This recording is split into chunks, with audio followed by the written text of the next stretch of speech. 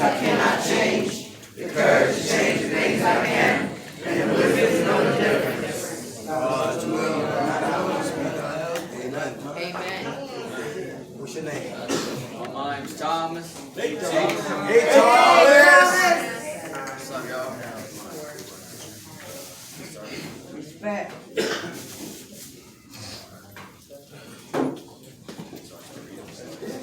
Alright, just for today. Can y'all hear him? No, come on, Joe. Resistance to change. Many of us cling to our fears, doubts, self-loathing, or hatred because there is a certain distorted security and familiar pain. It seems safer to embrace what we know than to let it go of it for the unknown. We have often heard it said that when the pain of remaining, the same comes greater than the pain of changing, we will change. Our fear can keep us from growing, afraid to end relationships, change careers, attend new meetings, begin new friendships, or attempt anything out of the ordinary. We stay in situations that are no longer working for longer than we have to simply because what is familiar feels safer than the unknown. Any change involves overcoming fear. What if I'm alone forever? We might think if we consider leaving our lover. What if I find out I'm incompetent? We may wonder when we contemplate changing careers. We may balk at attending new meetings because we will have to reach out. Our minds manufacture 100 excuses for remaining right when we are afraid to try something new. We find that most of our pain comes from not changing, but from resistance to change. In NA, we learn that change is how we move forward in our lives. New friends, new relationships, new interests and challenges will replace the old. With these new things in our lives, we will find new joys and love. Just for today, I will release the old, embrace the new, and grow.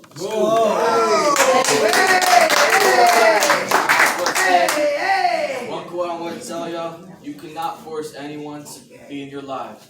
So, How much time y'all clean, Thomas? about a month now. Give it to him. Thank you for reading, Thomas. God bless you. The youngest guy in the building. Right. Right, you ready? Yeah.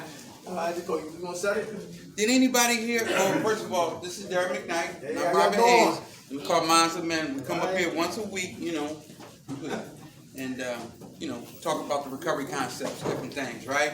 I guess as you come in here, we're coming from the relapse context and all that kind of stuff, trying to get our lives back together, right? That's right. But what I've heard from what he just read, he said something real powerful too.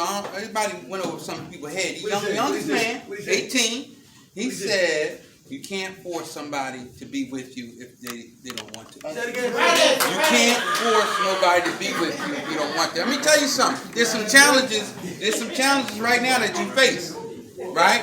One of the challenges is called traumatic bonding. Listen up, I'm trying to tell you. This will stop you from maybe 10 years of some pain. I'm trying to tell you. It's called traumatic bonding.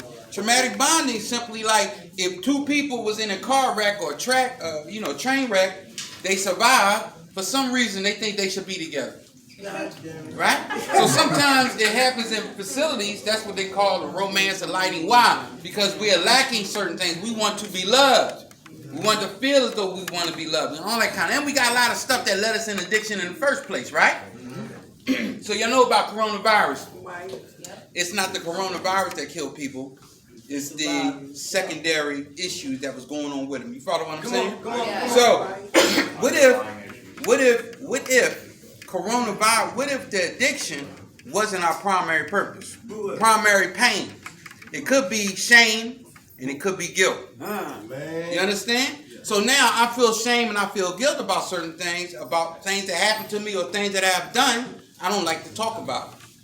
And when I don't like to talk about it, guess what? It becomes stronger.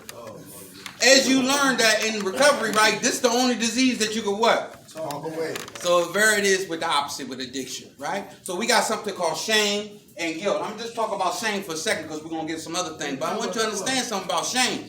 Shame will make you keep your mouth shut. Shame will make you keep your mouth shut. Some things that happen to you that you don't want to talk about. Little boy got touched. Little girl got touched. All that kind of stuff. Nobody want to talk about that kind of stuff. Man up and drink that OE. Get that 211. Get some blunts, acid, and all that kind of stuff. All this kind of stuff, even if you use it, guess what's going to happen? You still going to have the same situation. You follow what I'm saying? So this helps you. It helps me too by talking about it, but we travel a long way to come up here to help you. Not just with the recovery component, we can help you with housing, jobs, and a few other things. But guess what? We can only help people if they're willing to be helped. And what happens is, like, sometimes if you got shame and guilt or low self-esteem, you will refuse help. The word called pride that we use, we call it pride, is the primary reason I die early.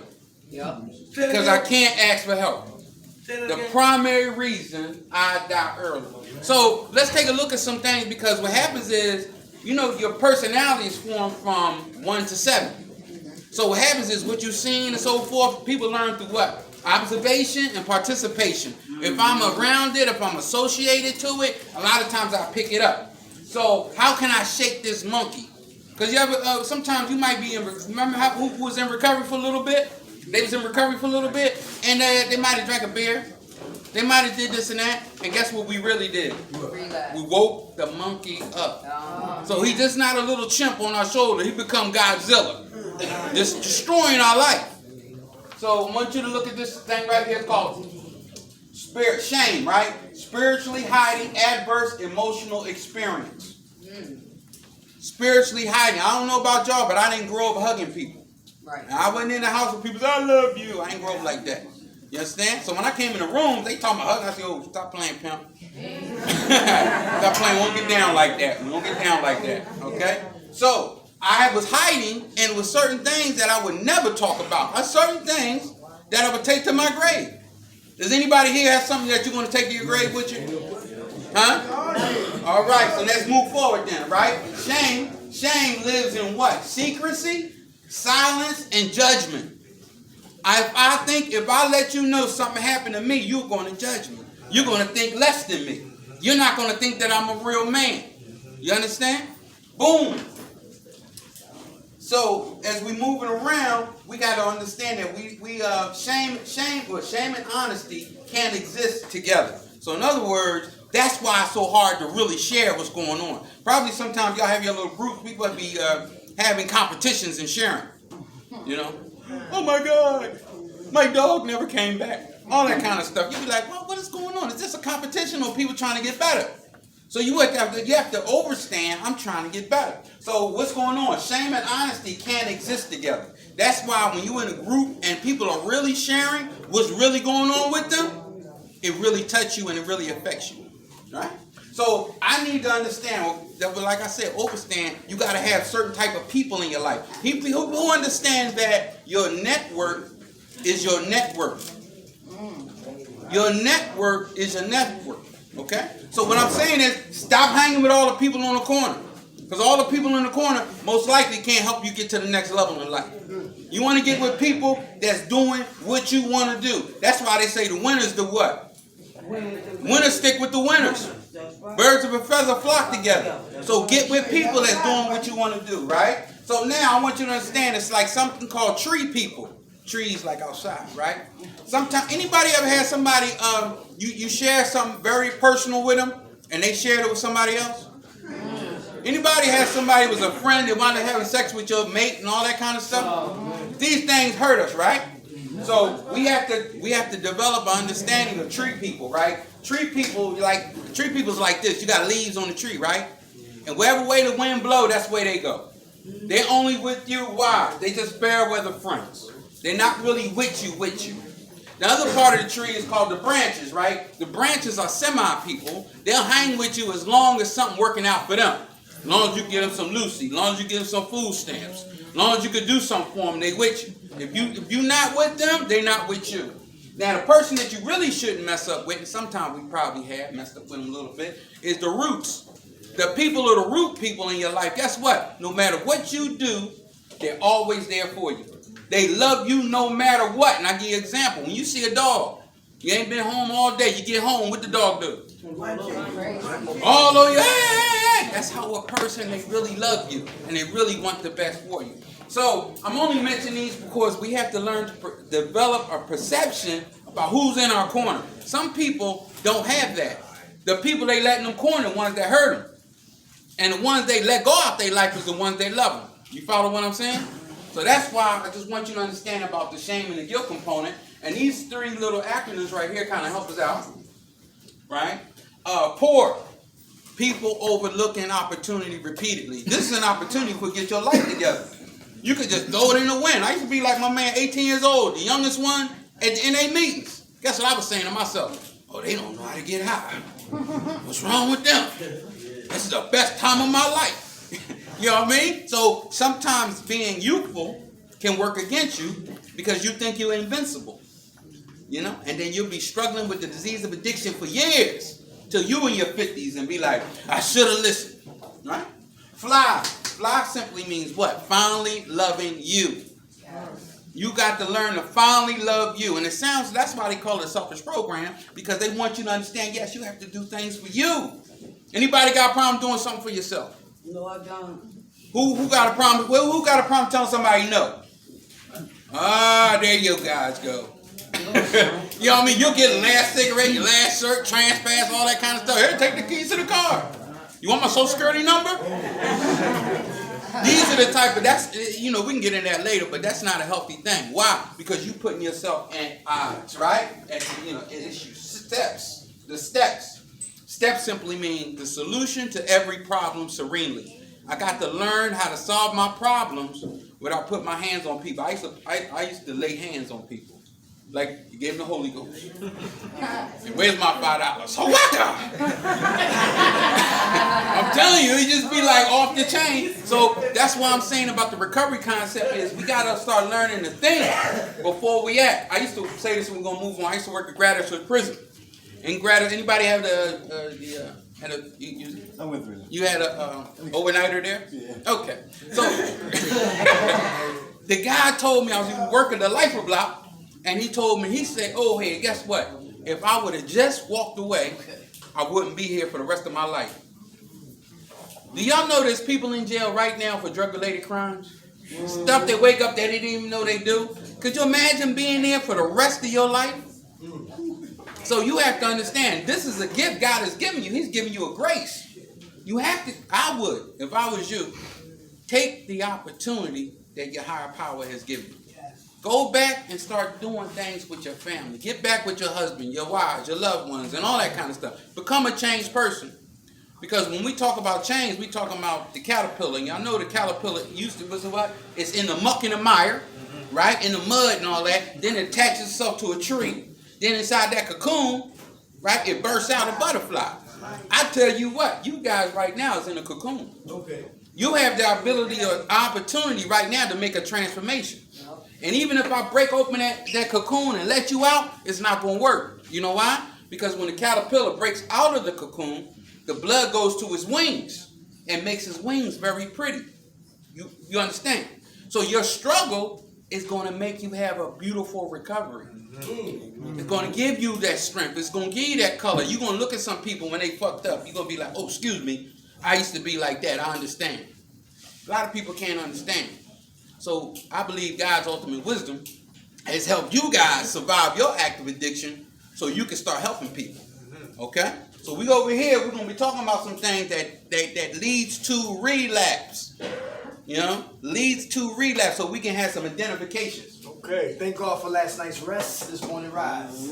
Thank God for His grace and His mercy.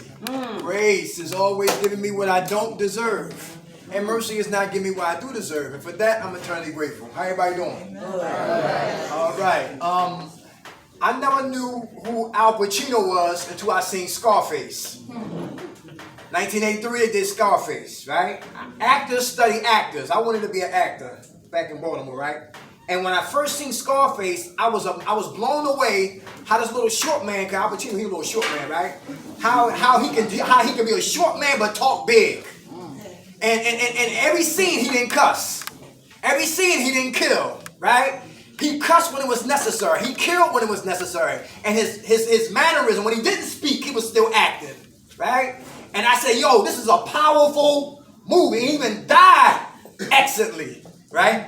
he died with honors, right? So when I seen Scarface and Al Pacino, I went to go find all the movies he did before he did Scarface. And I found Dog Day Afternoon. Yeah, based on a true story. He robbed a bank in Brooklyn. And here he had a wife and he had kids, but he had a lover, a homosexual, it was a man. He needed a sex transplant. And they went to rob the bank, come to find out they didn't have enough money, etc., etc., etc. Good movie. Another movie I found when I seen Scarface and I went back to find the movies he did. Needle in Sunset Park. When he was shooting dope. And when he OD'd. Good movie. And the one he did in Baltimore City, Out for Justice, Justice for All. Yeah, you out of order. This whole courtroom is out of order, right? And Cruising. When he was trying to find a homosexual serial killer. And he had to act gay to catch a gay killer. Yes. Dick Tracy. Godfather 1 and 2. Never knew who he was until I seen Scarface, and I discovered more beautiful movies by Al Pacino. Same thing with Robert De Niro. I never knew who he was until I seen Goodfellas. And I came back and I seen Deer Hunter. Yeah, that was good. And Vietnam, right? What else he did? He did a lot of movies, man. Taxi Driver, right? The list goes on and on, right? Mean Streets. Right? So this is what I'm talking about, right? I didn't know I was sick and crazy until I started to do the homework on me. I used to stand on a lot of corners talking out. I don't like him. He don't like me. Where you get those sneakers from? What's up with that lambskin? I like that Celtics jacket, right? Where you get that Dookie rope from, right? You going to the strip club tonight? Always talking out, but never talk in. Recovery is an inside-out job. So in here, I gotta learn to talk inside, not outside. And when you live and be with strangers, sometimes it's hard to talk about what's going on inside. But if you want to get free, because nobody brought you here but you.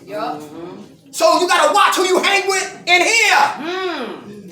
Because listen, bad company corrupts good character. Bad company corrupts good character. So tonight we're going to talk about how relapse secretly unfolds, then explode. Anybody hear that? Yeah. I didn't play games when I got high. Every day, I was on a mission. You hear me? I left the house broke, still got high. Am I alone?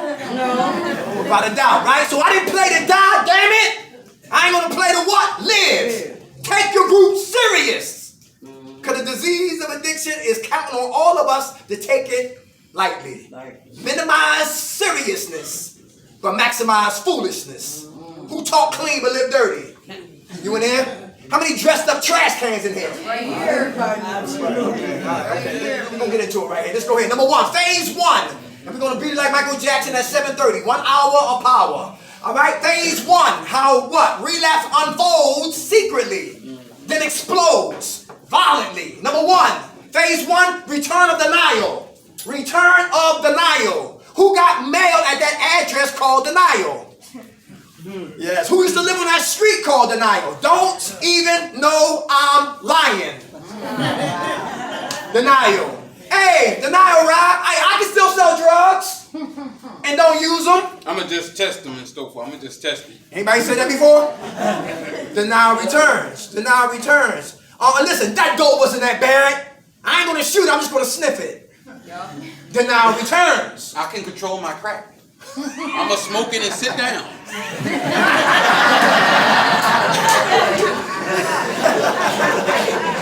Denial returns. What's wrong with your ass? Get him out of here. Denial return. Hey, look, you know what? I don't need no more meetings, no more therapy, no more NA texts, no big books. I need to pray. Listen, I got this. Anybody like that in here? I'm in control. Yeah. Yes. Denial returns. Anybody in denial? How about when it comes to money? Who said they can handle money? But when you get money, do the wrong thing with money. Yes. Be a transformer. Who understand that money was never your issue? I like illustrations. And when you got illustration, they can see what you're talking You about. doing good. It used to be dollars.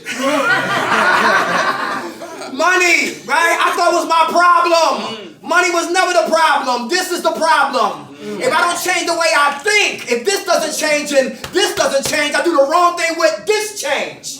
Everybody understand that? So, well, listen, until I get this together and get this together, he needs to be my what? Payee. Because if he don't go with me to the laundromat to wash my clothes, I will go get high.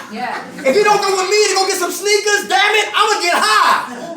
Me and my money early in recovery are enemies. And a lot of us live in denial when we say, you know what, I can handle this.